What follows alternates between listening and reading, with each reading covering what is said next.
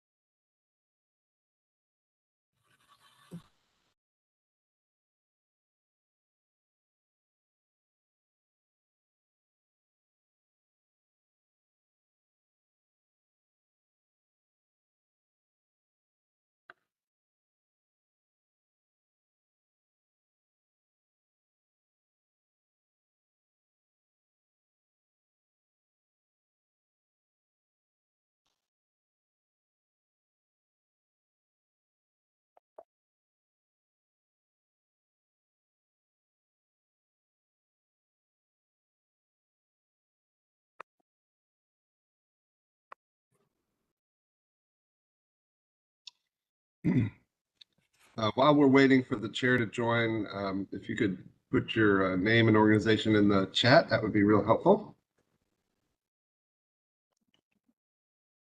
And John, I just sent the link to Chair Ivy and Good morning. I'm so sorry. I've been desperately trying to find this link. I couldn't find it anywhere. How are you? good, great. Welcome. Glad you could glad the link worked. Yeah, I was having a bit of a panic. I'm afraid I was coming out of a different meeting, so I wasn't ahead of the curve here. Should All good, all good. I begin? Yeah, let me look here at the 10. Yeah, I think we have a critical mass. Let's go ahead and get started. Okay, well, good morning and welcome to the September Climate, Energy, and Environment Policy Committee meeting. I'm Jolene Ivy, the CEEPC Chair and Chair of the Prince George's County Council. I'm pleased to take over as Chair of CEEPC for this year, and I want to recognize the leadership of our most recent past chair, who is probably never late, Takas Karantonis, leading the committee in 2023. Before we move to our agenda, I want to take this opportunity to recognize newly appointed CEEPC members. Please introduce yourselves. So I won't be able to find everybody, so I'm going to say your name, and if you are there, please unmute yourself and speak. I would appreciate it if you could introduce. Jenny Pompey from the city of Greenbelt. Are you here? I am here. Hi, everybody. Great to be here. Adriana Caldarelli. Barry Jackson. Hi, yes, I'm here. Great. Alan Hugh. Janice Lewis George. Hi, I'm here. Tim Miller, Wanda Rogers. Hi, I'm here. Awesome. Stuart Adams, John Munger, Bob Weir, Richard Jackson, Sharon Kirschbaum, Meredith Soniat on behalf of Sharon Kirschbaum. oh, great. Thanks. And Sarah Kogel-Smucker. 3 more. Michelle Bailey, Tim Miller, and Laura Ticroni. And just to note, staff will be hosting an orientation session for new members in March, so stay tuned for the date of that. I don't believe that we received any public comments. That's correct. So next up, I want to take this opportunity to ask members, do we have any proposed amendments or changes to today's meeting agenda? No? Okay. Well, the first piece of committee business is to adopt the meeting summary from CEEPC's November meeting. Before we do, I'd like to check with staff. Do we have a quorum? Yes. Great. Okay, well, motions and seconds can be made verbally or in the chat box. Is there a motion to approve the November CEEPC meeting summary? So moved, Madam Chair, Tax Current Owners, Harlingen County, and welcome to chairing this year's CEEPC meetings. Thank you. Is there a second? Second, Cindy DeBala, Tacoma Park. Thank you. Are there any changes? Okay, then it is approved. Thank you. Let's see, we're going to have some committee updates. We're going to start with BEAC, the Built Environment Energy Advisory Committee. Do we have any updates from BEAC? Yes, thank you, Madam Chair. This is Leah Boggs, Senior Environmental Planner and Manager of BEAC. Can everyone hear and see me well? Yes. Yes, great. Thank you. Yeah, I'll be giving the update for BEAC and the following update for ACPAC as well. For BEAC, the Built Environment and Energy Advisory Committee, the new officers are Andy Young from Falls Church as chair and Maddie Brizzurdo from Bowie as co-vice chair. The DC co-vice chair has not been identified yet, so we're hoping that we have DC identify their co-vice chair of BEAC. We try to have obviously a balanced approach with one jurisdiction being the chair and 2 co-vice chairs. For a planning discussion we had back in December, we drafted out topics and priorities that the committee would like to cover over this year. They include financing, specifically looking at green banks and climate bonds, large-scale solar. As you know, this past year, the COG board looked at a new goal of 250,000 solar rooftops deployed in the region by 2030. So we'd like to get into that a bit more. We like to cover more of our grid series. Last year we had a grid series with 2 parts. We'd like to dig more into that as well, looking at large-scale battery storage and then also embodied carbon. Our next meeting, our first meeting of the year is actually February, the 3rd Thursday of the month, and I'm blanking on that date, but it's the 3rd Thursday in February. And that is all that I have for BEAC this morning. Okay, thank you so much, Leah. How about the Air and Climate Public Advisory Committee, ACPAC? Yes, and for ACPAC, we just met on Monday. The new officers were voted in. So the new officers are Julie Kimmel from Virginia, she's the chair, and Bill Washburn, a resident of DC, is the vice chair. We only have a chair and vice chair for ACPAC. As you all can figure out from the name of the committee, it is a public advisory committee. So ACPAC advises CEEPC and MWAC, the Metropolitan Washington Air Quality, on issues related to climate, energy, and air, but from a community or resident perspective.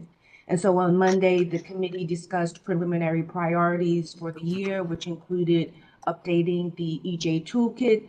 We had one developed in 2017 by ACPAC. So we'll be working with a consultant on the update to get that completed. A task order for the consultant was issued on January 18th, and the responses are due on February 15th.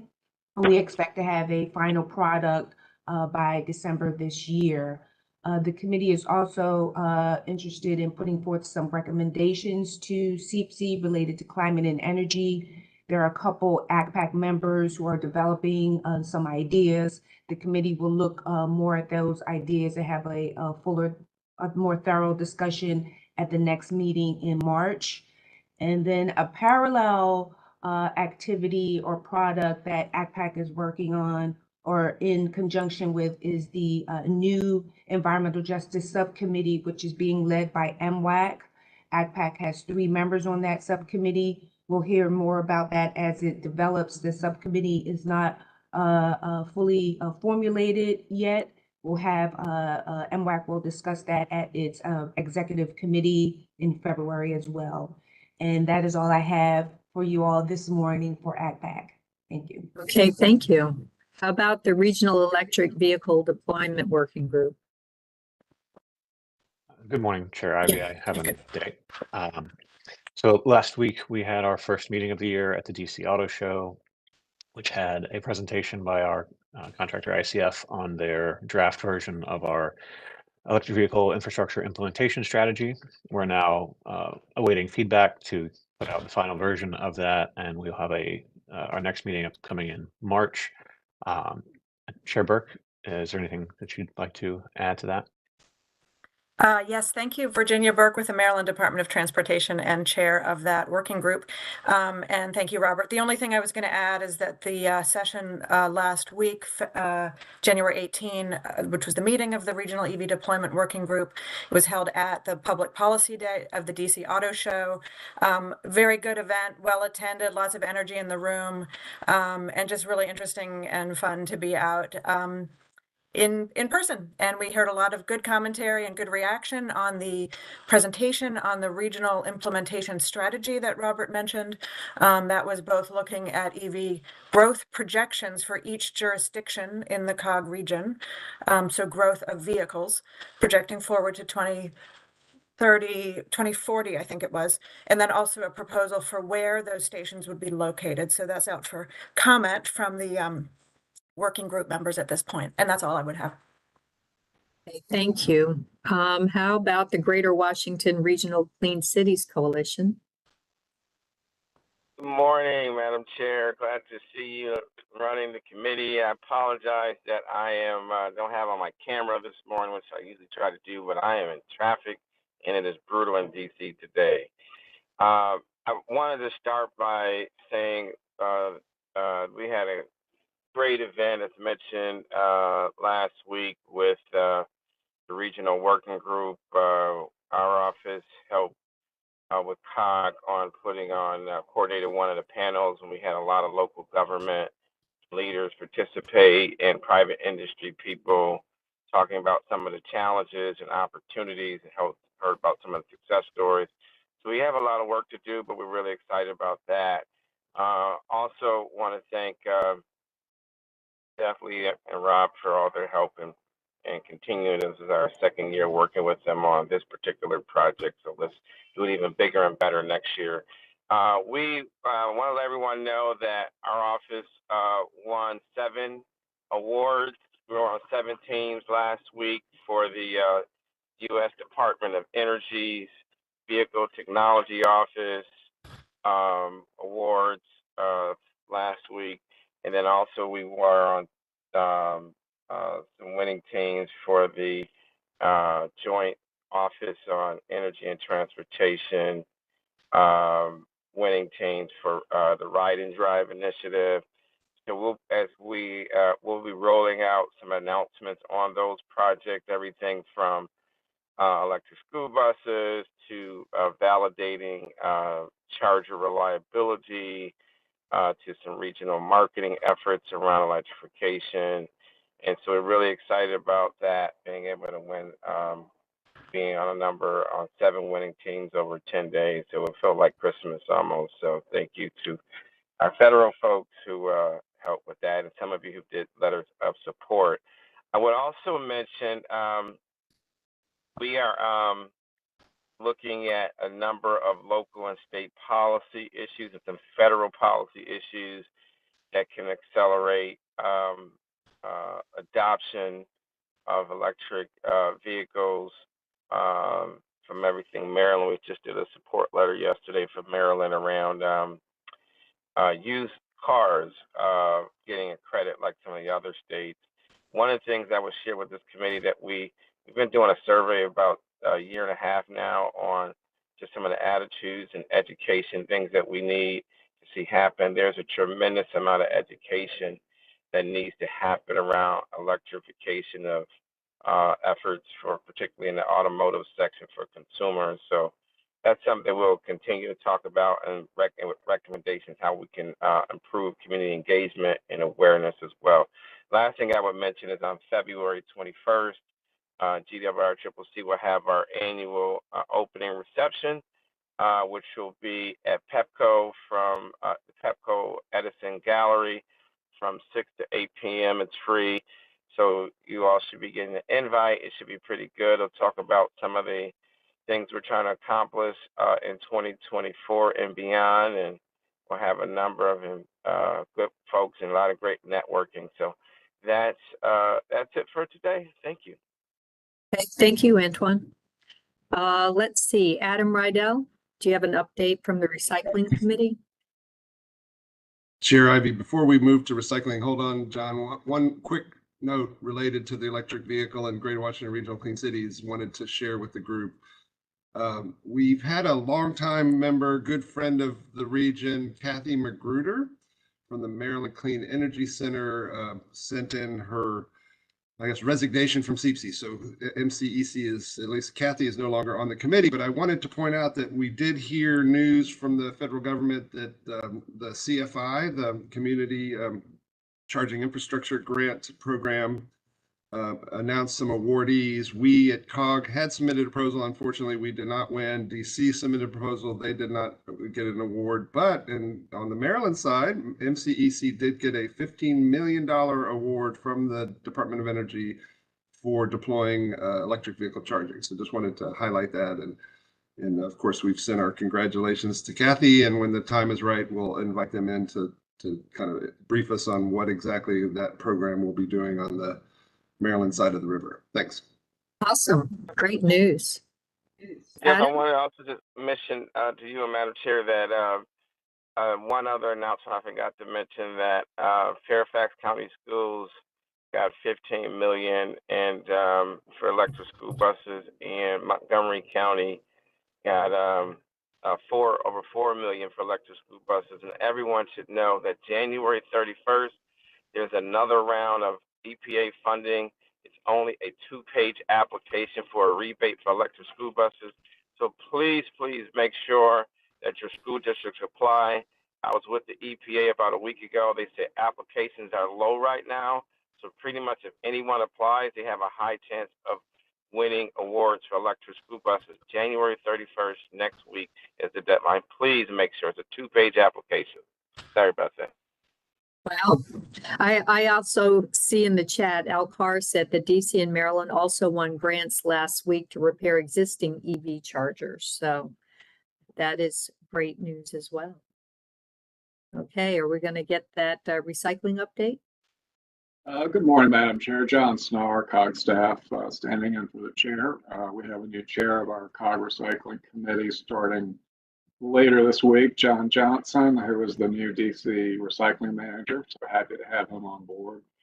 Our December meeting, we picked a couple of America Recycles Day winners, which we do every year for one student winner and one adult winner. We had one winner from Prince William County and a student winner from Prince George's County. So that was our big excitement. And we also picked topics for our next year 2024 meetings. Our first meeting will be actually tomorrow, so information's on the website on that, on challenging recycling, challenging materials to recycle, so mattresses, electronics, household hazardous waste. Other topics we're going to cover this year include battery management, enforcement, outreach to multiple cultures, composting, and new technologies. So we'll have 6 meetings this year. The committee is also working on its annual campaign. We do a Go Recycle education campaign each June, and last year we added a new campaign for battery management, which was very successful last April. So we're gearing up for spring campaigns for both of those projects, working with some of our public safety committees as well on the battery management campaign, because it's a concern of theirs, as well as the waste community, that these batteries, like lithium ion batteries, get put in the waste stream and catch fire and cause a lot of infrastructure damage and hazard for the community as well as for local government. So I think that's all I have. Thank you. Okay, thank you, John. Another note from the chat, Arlington County is submitting a clean school bus application on January 31st on behalf of their school district. That's from Demetra McBride. Thank you for that. And next, we're going to have an update on the Regional Tree Canopy Subcommittee by COG Staff Director Jeff King. Thank you very much. And we have Michael here as well. So I'll start and turn it over to Michael. So you may recall in 2023, we had a particular request from Penny Gross, really to kind of continue the work and bring to closure the work of the Regional Tree Canopy Subcommittee's work on recommendations for a Regional Tree Canopy goal. And the way we left it was to have a mini kind of leadership workshop to really kind of dig in, look at the work of the subcommittee and help guide kind of next steps. So that workshop was held, a really good event. We worked through the issues and decided to advance it towards a COG board resolution. And but we first need to take it through the kind of COG committee process. So we just recently went through the Chesapeake Bay Policy Committee and got support from them. The next step would be to take it through the Planning Director's Technical Committee, hopefully in February. We then intend to bring it to CEEPC in March and have kind of a presentation on the key recommendations from that work, and then ultimately to the COG board in April for adoption, hopefully around Earth Day. So it'll be a nice event. So Michael, do you want to say anything about it? No, you did a great summary. We can't hear you, Michael. I can't hear you. No, I said I don't have any comments. You did a great summary, so I think that's good enough. Hopefully you can hear me. Great. I could Thanks, just hear you say that you don't have anything to add, but we already got a great summary, so appreciate that. Let's see. Now it's time, CEEPC members, the moment you've all been waiting for. Share your local updates that the group might find beneficial. I know we've gotten a few, but we want to hear more. So what else do you have? You can say it verbally, just raise your hand or unmute yourself might work better. And or you can put it in the chat. It's up to you. But we'll start with DC. Any updates from DC?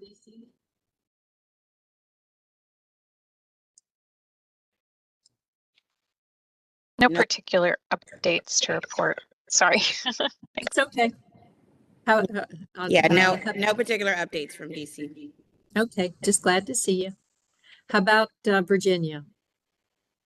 Madam Chair, Yes. Arlington County. First, I want to say something. Mr. Chair Emeritus. Oh, yes, I am. But I am here for Arlington County, and I want to say something.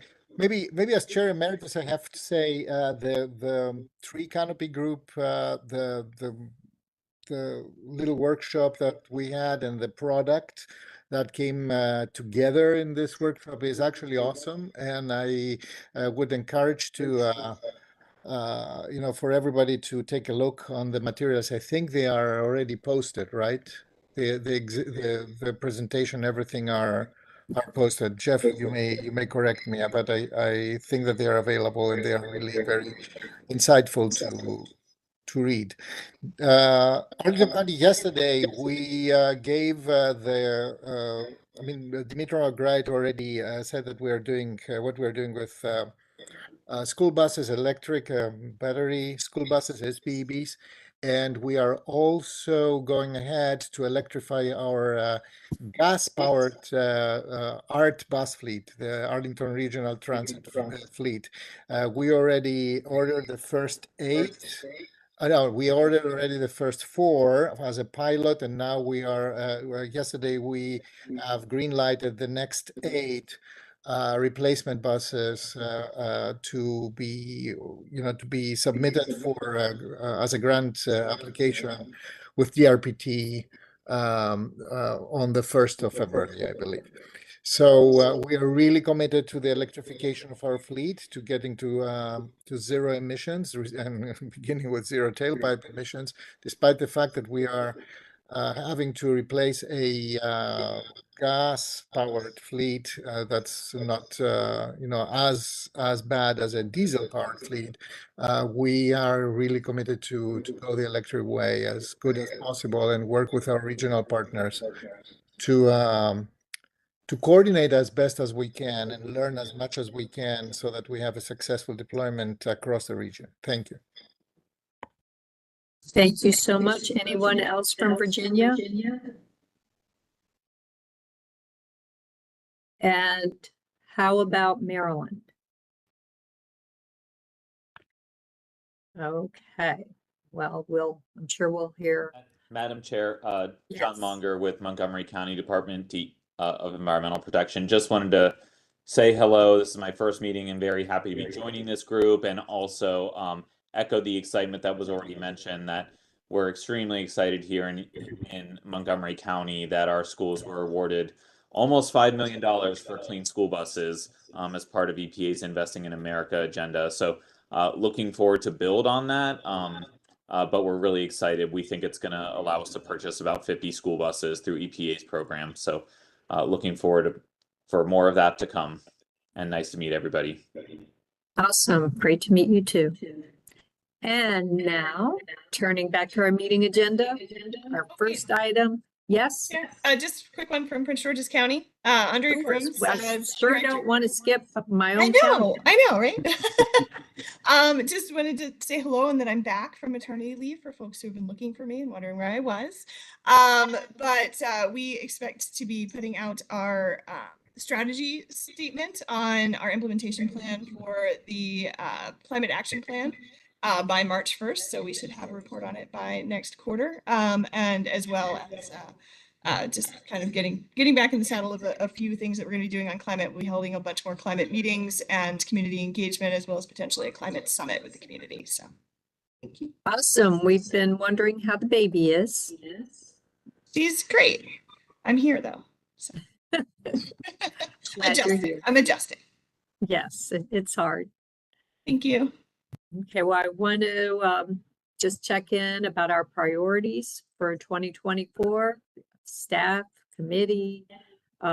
Maybe the staff could quickly summarize some existing priorities for the COG and committee, and then we can open it up for discussion with members to identify any additional items or areas of focus or action for this year on climate and energy. Yeah, so Tim or Alyssa, if you could pull up the PowerPoint on priorities. So thank you, Chair Ivy. Just real quick, wanted to tee up a couple things. So next slide.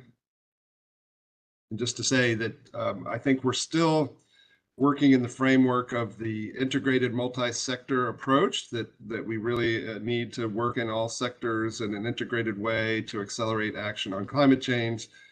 and really appreciate the leadership of this group and your staff in reaching our goals. So first wanted to just lay out, I know I've gotten a few requests for the calendar for the year. So here's our meeting schedule for the year. So pretty much the fourth Wednesday of every other month except November. And we will be putting out calendar invites shortly. So stay tuned for that. Just wanted to make you aware of the meeting schedule for the year. Next slide. And in terms of priorities, so I wanted to kind of just list the key things that we know are currently on the agenda for the year and kind of also pin, the timing of those items for the year. And then open it up to discussion of what other items the committee feels are priorities and may want to have staff do some more work on. So you'll hear on the next item, the first part of the year is our legislative session. So we do have a legislative subcommittee of CEEPC that reviews bills and is able to comment and take some action on, either support or oppose certain bills. In particularly the Maryland and Virginia sessions. You heard in the updates that in the March timeframe, we'll be bringing to you the recommendations from the Regional Tree Canopy Subcommittee and hoping to take that to the COG board in April for an adoption of a resolution. So that's going to be a near-term priority for the group. You heard Leah mention that the COG board adopted a resolution in 2023 calling for 250,000 solar rooftops. We're currently around 72,000, 75,000 or so. My sense is in order to reach the 250,000 goal, we'll probably need to about double the number of installs annually to reach that goal. So a lot of opportunity, we think, particularly in municipal buildings and schools. So we'll be anxious to kind of pull together a summit, probably in the spring or summer with your local government procurement specialist and your sustainability staff to really peel back and try to understand what it'll take to kind of ramp up deployment of solar in the region. You heard from Robert and Chair Burke that we're really excited about the work that we've been doing on the regional electric vehicle implementation strategy. Many of you may recall, we took to the board 3 recommended priorities for accelerating action on climate a few years ago. The first one out of the gates was electric vehicle deployment and infrastructure deployment in particular, hence the formation of our regional electric vehicle working group and the work on the strategy. So we also have an information clearinghouse, really trying to make sure we show some strong leadership on electric vehicle deployment. So that continues. The last year I mentioned the solar was item number 2. The third we took to the group, which has not yet been teed up for CEEPC as a priority and maybe could be added under the other categories, efficiency. So a lot of interest in building benchmarking, energy benchmarking for buildings, as well as building energy performance standards. I think there's particularly some strong interest in this topic of BEPS in Maryland, because there's a new state requirement on BEPS. So that's one we might want to add to this list. You'll hear later in the agenda today our big special project. It's more than just CEEPC in that the region that we're covering extends outside the boundaries of COG for the Climate Pollution Reduction Grant. Priority Climate Action Plan, that is going to be due March 1st. And then there is lots of discussion and very active as we speak, the notion of how do we organize ourselves around forming teams to chase after the implementation grants. There's quite a bit of money available to support implementation of projects. And so very active through February and March on both the PCAP as well as the grant, and we'll get into that later in the agenda. In May, we'll bring to you the work program and budget for approval. And with that, I guess I'll turn it back to you, Chair Ivey, to identify, and discuss any other priorities you'd like to add to our agenda for the year. Well, first, I'd like to check with others. Who else has something that they'd like to raise? one thing that I can bring up in my area, we're continuing to develop and expand the air quality monitoring in our part of Prince George's County. We'd love to extend it through the whole to the whole county. Cindy, you have your hand up. I want to go to you. Yes, thank you.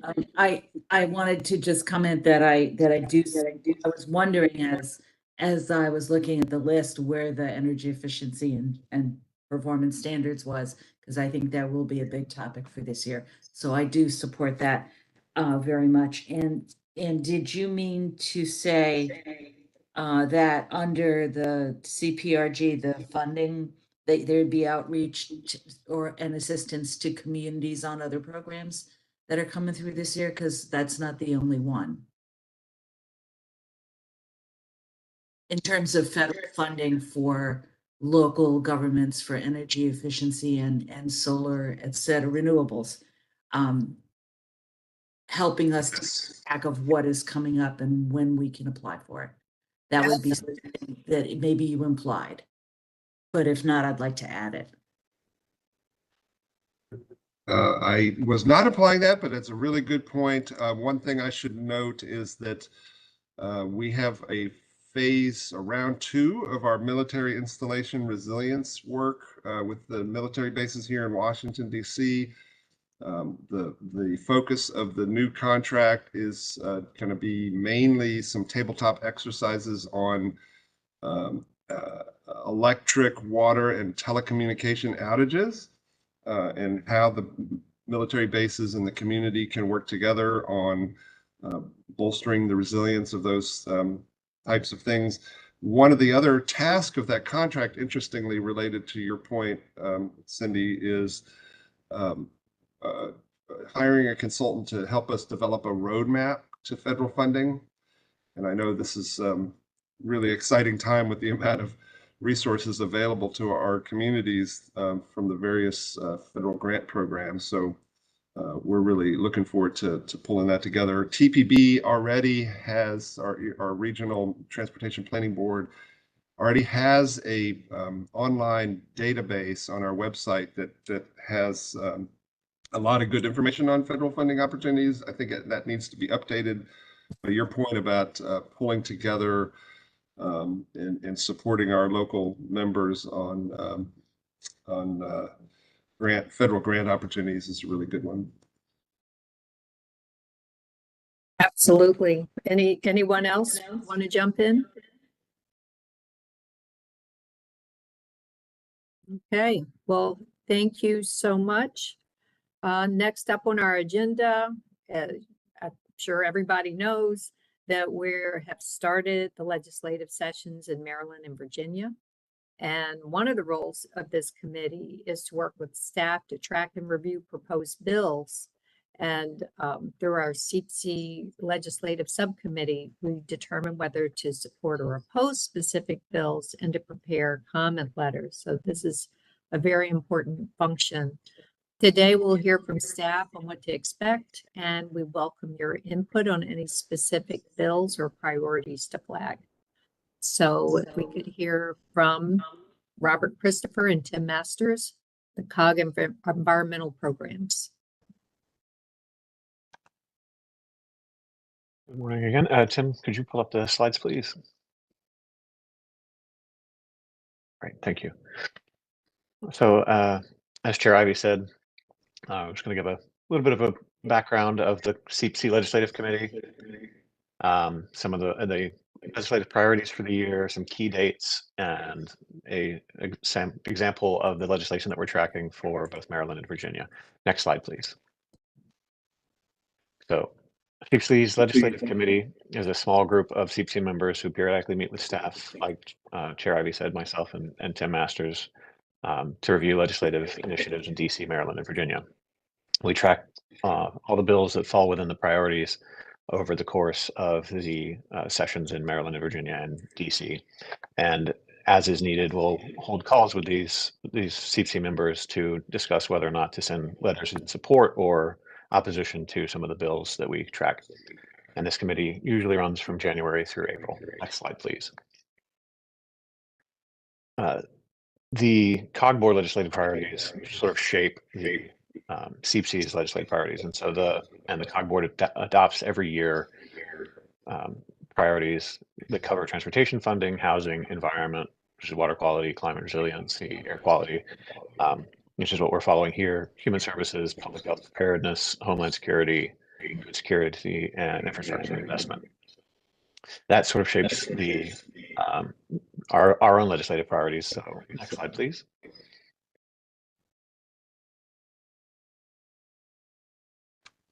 Okay, yes, so CEEPC's legislative priorities for this year are supporting policies to meet the region's climate goals, support multi-sector actions to reduce greenhouse gases, ensure sustainable, secure energy access for all, support aggressive state renewable portfolio standards, expand clean energy innovation, technology, and finance, support aggressive energy efficiency goals, enhance initiatives and financing mechanisms for resilient infrastructure, and supporting policies that preserve and protect regional air quality and public health.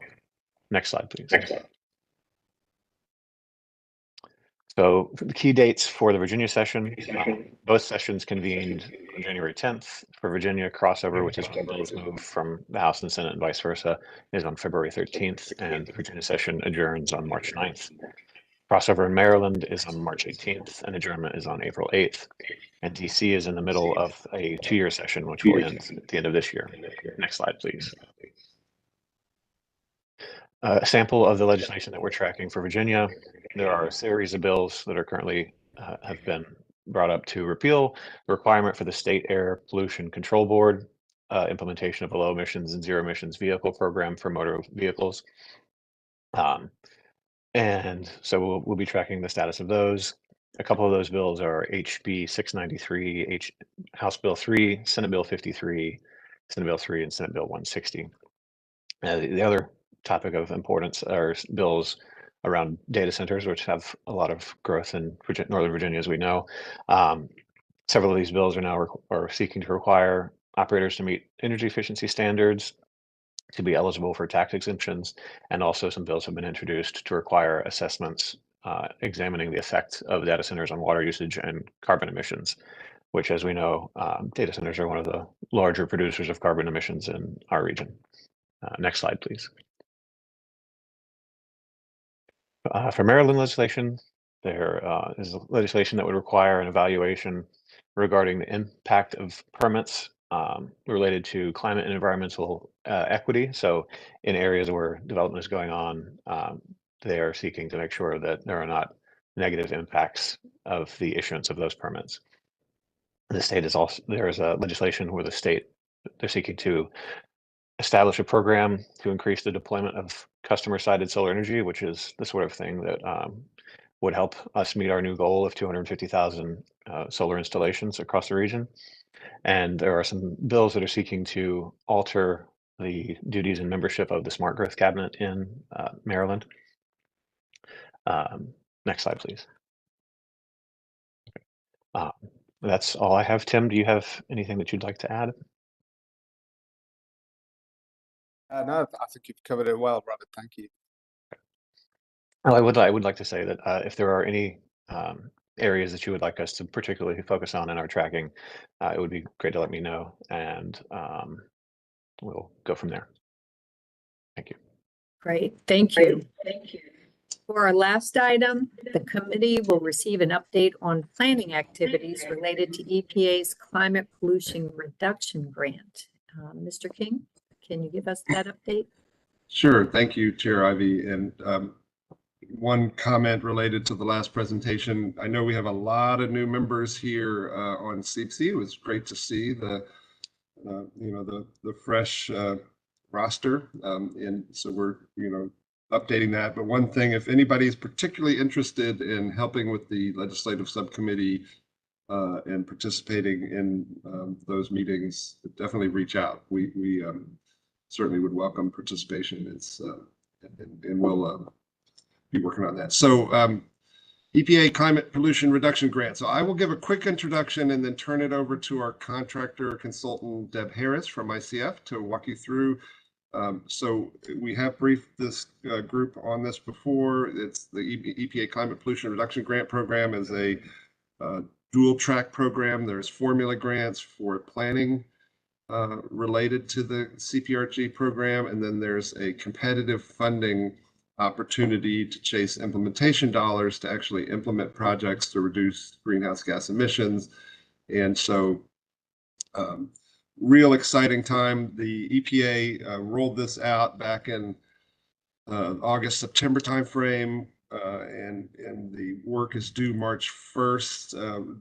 It was a huge challenge, and we're fortunate in our region that we've already had a lot of climate planning work done over the last decade, really in a great position. I feel for those regions that have not done much work on climate planning, because they are facing a monumental task of getting years worth of work done in only several months. And real interesting, there's about 250 million nationwide on climate planning. So real exciting times for those who are interested in kind of local, regional, and state level climate planning. So real pleased that we are a recipient of the funding to develop a plan for the metropolitan statistical area that we're in, which does extend beyond our borders into some of our neighboring counties to the west and south. But with that, let me turn it over to Deb, and you can advance to the next slide. Thanks, Deb. Great, thanks, Jeff, and thanks everyone for your time today. Just wanted to give a bit of a refresh on CPRG for folks who are familiar and also folks who are new to the process. There's a few key deliverables as part of the planning grant. The one that we're working on right now is what's called the PCAP, or Priority Climate Action Plan, and this is due March 1st. So we're very well into a nearly complete draft of that, and we'll be working through that over the next few weeks. This includes a greenhouse gas inventory, priority greenhouse gas reduction measures, which also include a review of authority to implement and an analysis of greenhouse gas reductions quantified and low-income disadvantaged community benefits analysis. One key thing to know about the PCAP, which I think a lot of folks know, but I'll just reiterate, is that the implementation grants that Jeff was referring to must tie explicitly to measures within the PCAP for the region. So I'll talk a little bit about those grants in a moment. The next key deliverable, which is coming up in a longer time frame in the summer fall of 2025, is what's referred to as a CCAP, or Comprehensive Climate Action Plan. This will build on the PCAP. It does cover, as Jeff noted, not just the COG region, but the broader planning area, or the metropolitan statistical area, which goes out into part of West Virginia and more west and south within Virginia as well. So it's important of note because we're pulling in other parts of the region into the climate planning efforts that COG has already done. Next slide. In regards to the implementation grant, there's a few things to note. The NOFA, or the Notice of Funding Opportunity, was released in September last year. This money is available to eligible applicants that are essentially the planning grant leads for CPRG and then other state, municipal, tribal, and territorial entities. The planning grants are not available to the private sector unless they're part of a coalition application. The lead does need to be essentially a public sector entity. The purpose, again, is to implement measures that are identified within the PCAP itself. And you'll see on here that the key dates, a lot of these are coming up very soon for the implementation grant. EPA is anticipating to award the $4.6 billion in one round of funding, with applications due very soon, so on April 1st. And then anticipated notification and awards in July and October of later this year. Next slide. The implementation grant evaluation criteria, which we've talked about in a number of settings, I believe we talked about in the last CEEPC meeting as well. But there's a big emphasis here on greenhouse gas reductions, a clear implementation path, available budget information, benefits to low-income disadvantaged communities. So this is just a high level of what the evaluation criteria are. There's a number of subsets within here, but again, the emphasis on these projects is really showing near-term greenhouse gas reductions for existing or new programs or projects. And the other thing I would stress within here is that these projects don't have to be explicitly like a broad measure as in the PCAP. They're intended to be more specific and something that can be acted on immediately, where the PCAP does encompass kind of broader priorities for the region. Next slide. A little bit of a recap in terms of what the general competition is. So of the 4.6 billion available for implementation grants, 4.3 is was known as the general competition. 300 million is set aside for tribes and territories. That gets you to that total of 4.6 billion. You can see within here that there's 5 tiers of awards EPA is looking to do, A through E, and the competition is essentially between those that apply within each tier. And so depending on where you go in, you could be competing against a range of different entities. As you see, the number of awards get smaller as the larger the grant ranges get within this table. At the time of application, the applicant does need to say which tier they're going in. Obviously, it's related to the budget that's being requested for the CPRG funds. Next slide. So before we get into updates from COG in terms of what's going on for the region, just note that the MSA that COG is covering does cut across multiple states. So West Virginia, Virginia, Maryland, and DC, which is a state via the CPRG program.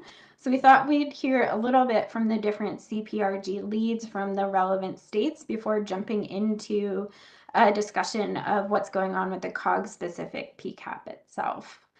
So I don't know if I have any volunteers from Maryland, Virginia, or DC to go first. Just a brief update in relation to your PCAP and your thoughts going on for CPRG. I don't know, Allison, Brittany, Tom, or Angela, if you're on.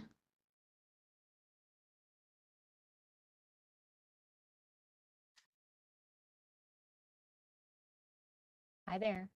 Hey, Alphabetical, by name, by state? How do you want to do it? We can start with Maryland. I guess we'll go east-ish to west. So we'll go Maryland, DC, Virginia.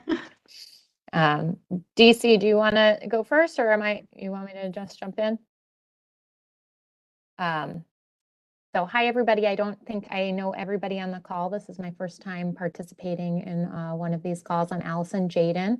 I'm a special projects manager with the climate change program at the Maryland Department of the Environment, and very happy to be with you today.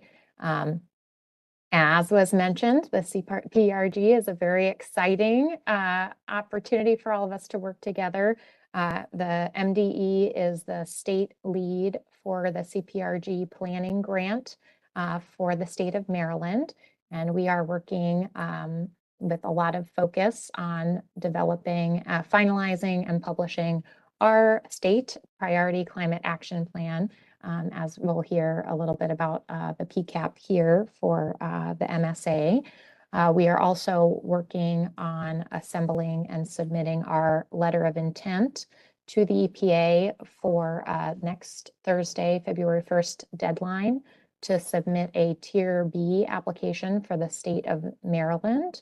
And we are still discussing potential joining a multi-state coalition as there are quite a number of conversations going on across the country around opportunities for states to join together to coordinate on those Tier A applications. As you saw there, for the largest tiers are going to be quite competitive. So there are opportunities right now still under discussion, but most states are trying to wrap up and have letters of intent in to the EPA by next week. So happy to answer questions after maybe we hear updates from others. Thanks, Allison. I'll jump in right behind you for DC. So I'm Jen Hatch. I lead our Green Building and Climate team within our Department of Energy Environment, DOEE, who counterparts of Maryland, we're the lead for the district's both planning process and implementation grants. So we're in the same place. Our priority climate action plan will very closely mirror our carbon neutrality strategy, Carbon Free DC, which was released this December. And we have some upcoming continued engagement around that planning effort in the coming weeks. So I'll leave us with a link in the chat if that's helpful of where our updates will live. We are also pursuing a competitive implementation grant from the district and working super closely with partners in the region as well as outside to make sure that we're all putting ourselves in the most competitive position going forward. So I imagine, like Maryland and Virginia, we've heard projects in all three sectors: building, transportation, and waste. And we know so many of those priorities are shared across the region. So we're really trying to work with partners to figure out what's the best ways that we can put our partnerships forward in that competitive competition. For the district, we have not decided, but we are looking at a tier D application for the district's led application. So also happy to answer questions at the end, but I'll turn it over to Virginia. And thank you. Good morning to you all. My name is Tom Ballou. I'm the Air Quality Planning Manager at Virginia DEQ. You've heard from Maryland, DC, we're very much in the same situation. Most of our focus thus far has been in outreach and collecting of project ideas. We've also been trying to coordinate very closely with both the DC and COG folks up in that are covering Northern Virginia, and also in Richmond and Hampton Roads, which also received MSA planning grants. So we've had lots of conversations, lots of coordination going on. We're now deep in the throes of trying to figure out how to put and what will be contained in our PCAP. As far as implementation grants, where we may be going with those, that is, we have a lot less certainty there. I believe we probably will submit a notice of intent. Whether we're going to know what specific bin we will be in, I doubt that we will know that. We may try to provide them as much information as we can, but I'm not sure we'll be there yet. But we'll probably submit something to EPA at that time. Again, the project ideas we've gotten have been collected from the regions, from the state, from our other state agencies, and from localities, and they also fall into pretty much all the major sectors of our inventory. So we have a wide range of possible implementation projects to choose from, and that's the difficult part, is going to be which ones we choose to move forward with applications. And that's it for Virginia. Great. Thank you, Tom, Jen, and Allison. That's really helpful. So we can move to the next slide. Just want to give a brief recap of what's been going on in relation to the PCAP development. So this has been while a quick ongoing process that really started in the summer of last year with some initial stakeholder discussions and going through a contracting process. And then the true kickoff for the steering and technical committees was in mid-November in 2023. So not that long ago, about 2 months ago. And there was a flurry of work that occurred in November and December, where there was an opening survey for project ideas that came in. There was also a survey on community climate priorities that was available to the public. And we got good responses through both of those surveys. And those ideas are really being integrated within the Priority Climate Action Plan. There are a number of meetings that were held with stakeholders, local governments, states, and members within the community organizations. You can see a sampling of some of the folks engaged through discussions, emails, webinars in the right-hand box on the slide here. There are also a number of presentations to different COG committees, such as this one. Again, those are listed on the slide on the right here. And then a development of draft measures based on all of the input that was received from COG. So those draft measure lists were circulated to stakeholders for feedback, and those are currently what's reflected in the ongoing drafting of the Priority Climate Action Plan. That measure list, apologies to say January 2024, but that measure list was just finalized, and over the past 2 weeks or so, the PCAP is really being developed, and there's continued stakeholder discussions that are ongoing. And we're looking to share a draft of the PCAP with the steering and technical committees this week, and looking to go through a finalization schedule, which I'll talk about in a later slide. Next slide. On this slide, you'll see a list of what the PCAP measures are. So there were a number of project ideas, I think about over 100 or so project ideas that were submitted, as well as about 90 to 100 different respondents to the community climate survey that expressed priorities. And what COG did, along with ICF and others within the technical committee, is take those measures or those project ideas and group them into broader level measures with the intent of making sure that those entities that want to apply for implementation grants for those priorities are eligible to via the PCAP, so that these measures are broad enough to encompass what folks would potentially be applying for in the implementation. They also do truly represent priorities for the region in many ways.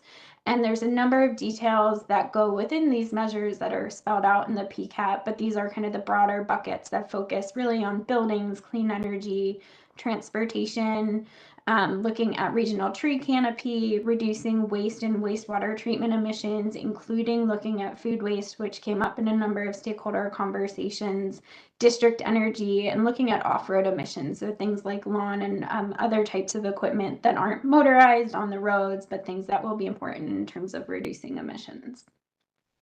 Next slide.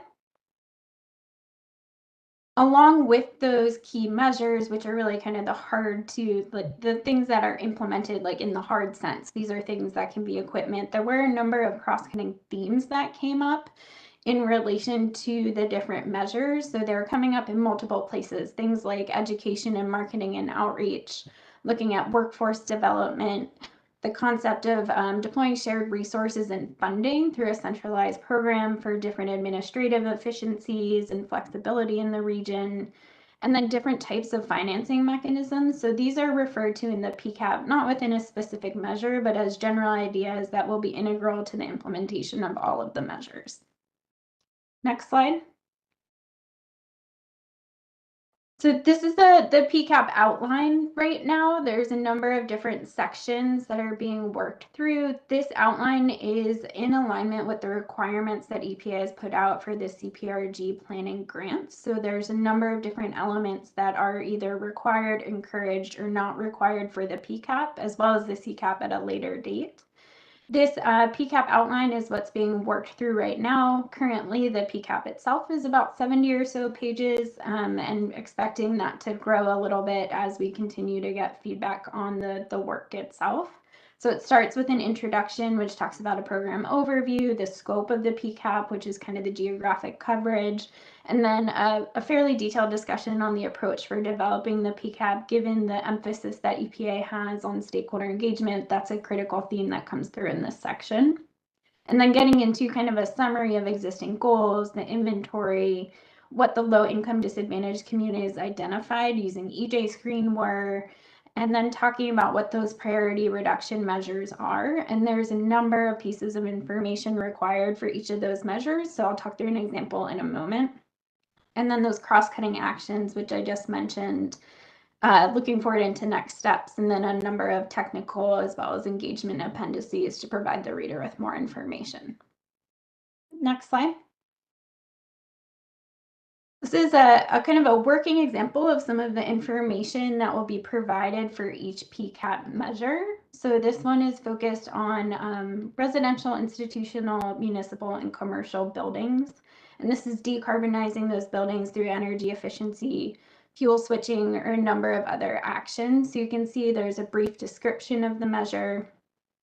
There'll be an assessment of the LIDAC benefits. Just some of the highlights are listed here in relation to reduced energy burden, air quality improvements, public health benefits.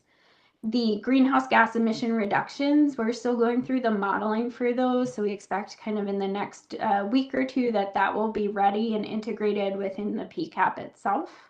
And then another requirement is to list any implementing agencies or partners. This does not have to be an exhaustive list with every single partner explicitly identified. So you can see here, these are kind of some general concepts around state and local governments, utilities, businesses, etc. that will all be key to implementing this measure. Next slide. The list of requirements for the PCAP measures continues. So implementation activities and related milestones are something that are required for the planning guidance as well. So the implementation activities that were developed for this measure are based on the ideas that were submitted through the project survey and community climate priorities, as well as things that are already ongoing throughout the region. Again, this doesn't have to be an exhaustive list, but we tried to capture within here what all of the main priorities were, what is already happening. And so the PCAP reflects this, as well as a bit of a discussion around kind of timelines that might exist already. So for example, within Maryland, the building energy performance standards timelines, or Montgomery County or DC, what those look like. Next slide.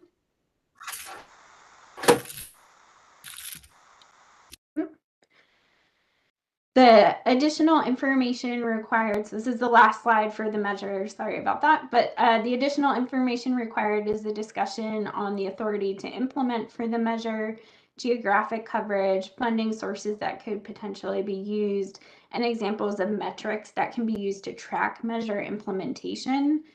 One thing I'll note, I won't read through this whole slide, but one thing in particular that I'll note is the authority to implement does start to get a little bit squirrely to do, because it does, the MSA crosses 4 states essentially, so 3 states in DC, and so thinking about what authority looks like across those states in the district is challenging to kind of write a very comprehensive overview of authority to implement. And so there are examples in here about what potential barriers might be, or where there might be differences or nuances within each of those states. And so that comes through within the PCAP for the different measures. I think buildings is one of the examples where there are more distinct differences among the states, things like transportation a little bit less so. And so that's one key part of the PCAP itself. The funding sources are really just example funding sources. So you'll see on here, these are mostly federal sources, but there are some more localized sources listed as well. And then the sample metrics are just things that could be used or readily available to track implementation, like the number of residential units retrofitted, for example. Next slide. In terms of what's coming up in the PCAP finalization, so we're aiming to get a draft out for committee reviews today, actually. And then there's a joint steering and technical committee that is happening Monday, that meeting, where we'll be reviewing the draft PCAP. And then there will be a period after which we'll be taking written feedback on the PCAP itself. So that's through February 7th. And then you can see there's a short 2.5, 3-ish week window looking to finalize the PCAP, address comments, and get it submitted to EPA. Next slide. I do want to flag we have one additional survey that's actually open now, if folks don't mind taking a look or sharing it through your networks, where we're trying to, as a part of developing a more comprehensive outreach and engagement plan for the comprehensive climate plan, getting a handle on the types of engagement that are happening with low-income disadvantaged communities, so that way efforts aren't being duplicated and we can build on what's already happening. And so this survey is a question around those types of engagements, and would love folks' feedback and for you again to distribute among your networks. Next slide. So I think that's it. I don't know, Jeff, if there's anything else you'd like to mention.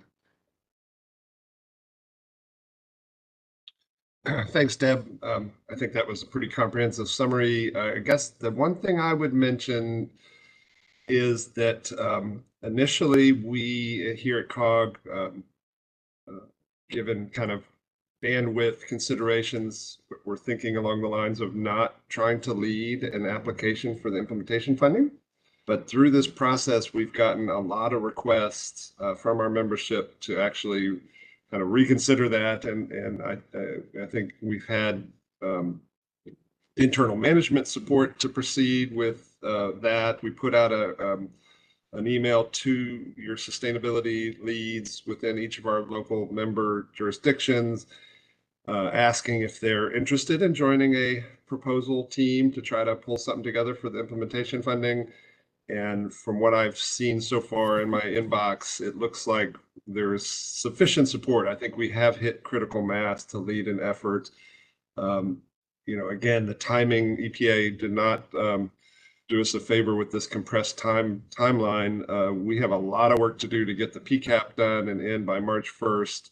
And as Deb mentioned, the implementation proposals will be due a month later. So a lot of work to do, but it seems like we've hit critical mass, and we will try to be convening a subset of our membership to look at what a implementation grant proposal will look like. Deb mentioned that we did get upwards of 100 project ideas from our membership, and so no shortage of good ideas for projects. Interestingly, you saw those tiers of funding levels. The highest level of funding is $500 million. I think it's 500 million. I don't think we'll be up at that level, but interestingly, just from the projects that have been submitted so far for those 90, 100, we're already upwards of almost close to $200 million of demand.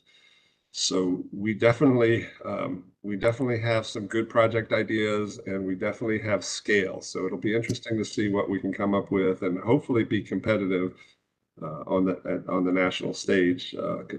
As Allison, I think, mentioned, for those highest level tiers, our sense is those likely will be multi-state coalitions. You could envision kind of the West Coast led by California seeking, the top tier. I think we likely won't want to compete at that level here at the MSA level, but we will definitely be in a significant dollar amount. So looking forward to those conversations, but again, real challenging timeline to get all this done. But we're ready to tee it up and try to make it happen. Great. Are there any questions for the presenters who just spoke?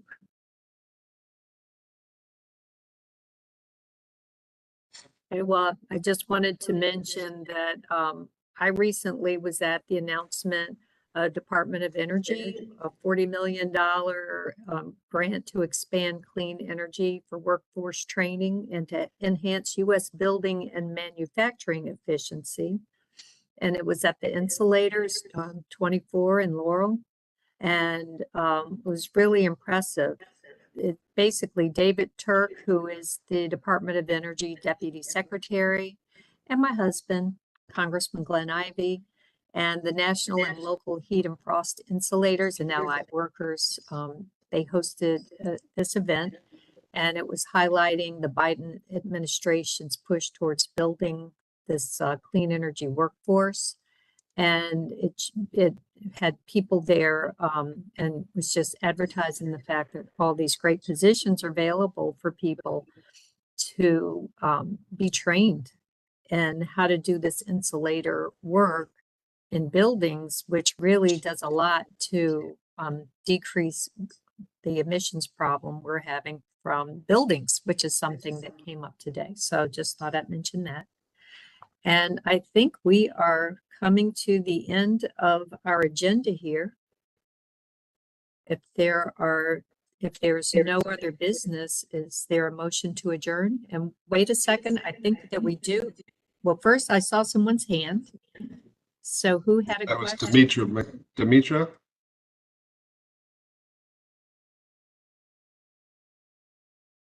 Well, while we're looking into that, I'd just like to note that the next meeting is on March 24th at 10 a.m. Again, it'll be a virtual only meeting.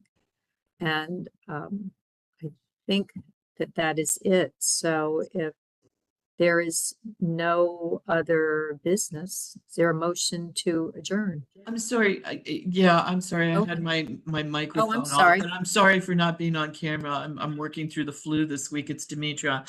I have a quick question, and maybe there's no answer, but since we have both Virginia and you on, Jeff, I was just curious. I noticed that out of the CFI applications, I mean, as it was advertised, it was like we're really backing rigorous, aggressive deployment of community-wide EVSE, the charging infrastructure.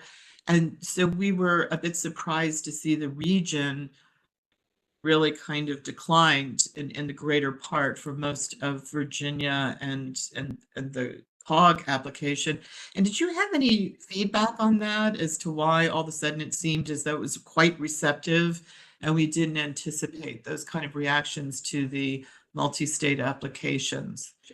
You know, we want to go into possibly make further applications under additional rounds. So any help or direction you can give or advice would be greatly appreciated.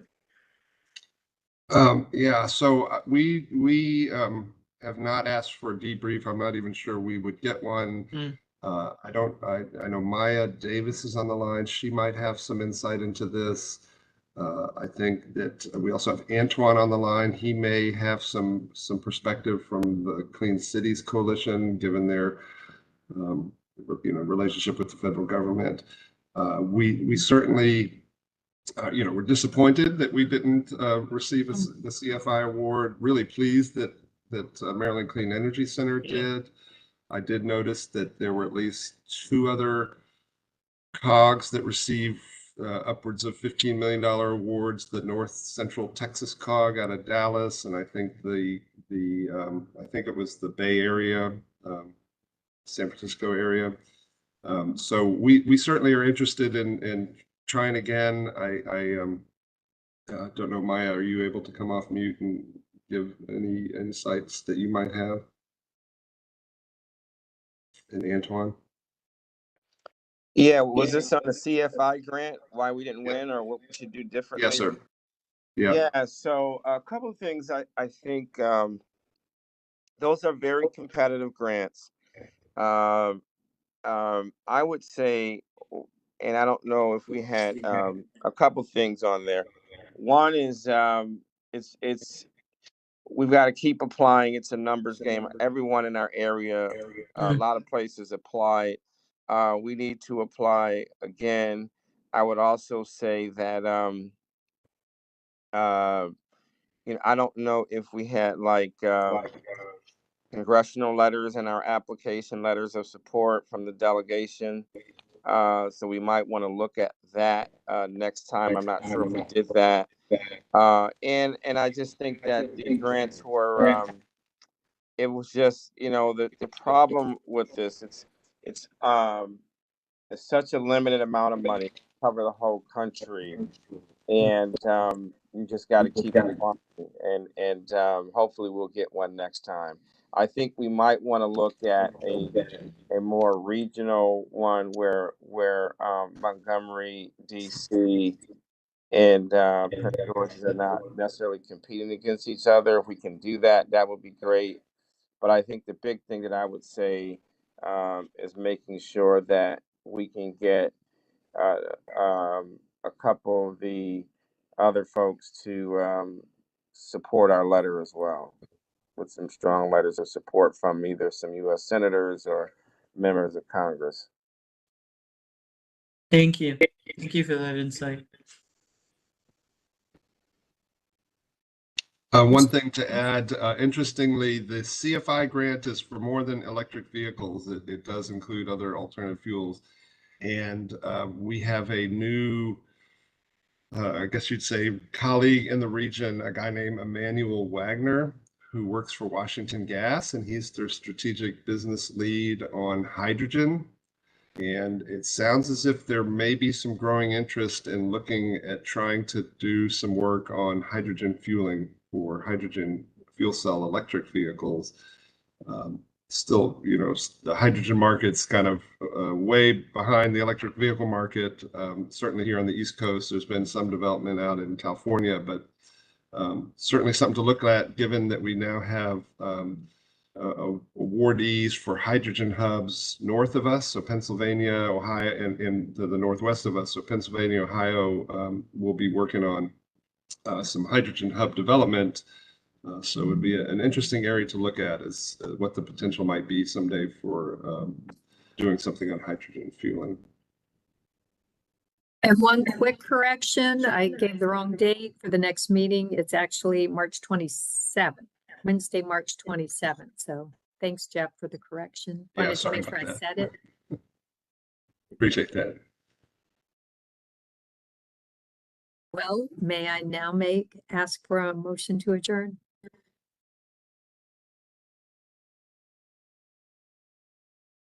Or does everyone? Madam Chair, want to so stay moved. here? Thank you. Is there a second? Second. All those in favor? We'll see you Aye. next time. Aye.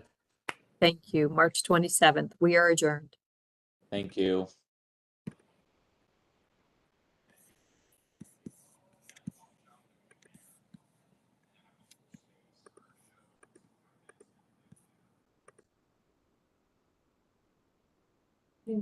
I can wait.